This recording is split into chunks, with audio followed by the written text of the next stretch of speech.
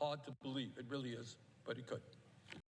In recent months, President Trump and Israeli officials have openly talked about forcibly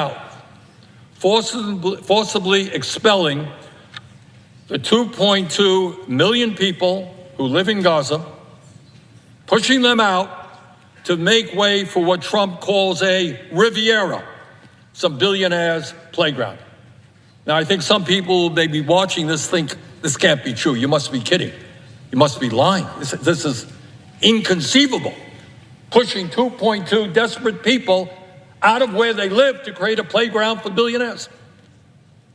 But a few years ago, as some may recall, Trump's son-in-law, Jared Kushner, said that he felt, quote, Jared Kushner, quote, Gaza's waterfront property could be very valuable, end quote, floating the idea of redeveloping it. I think that many people at the time thought that was a weird and terrible joke.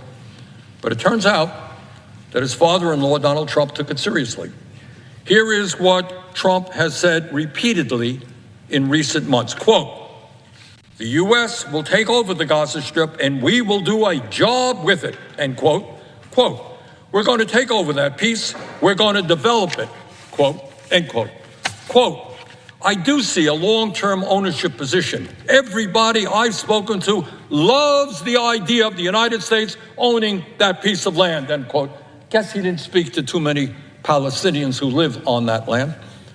On Truth Social, Trump wrote, quote, the Gaza Strip would be turned over to the United States by Israel at the conclusion of fighting, end quote.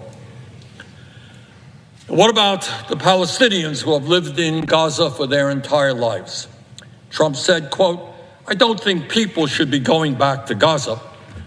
They live like they're living in hell. Gaza is not a place for people to be living, end quote. Gaza could become, quote, again, Donald Trump, the Riviera of the Middle East. This could be something that could be so valuable. This could be so magnificent, end of quote. Yeah.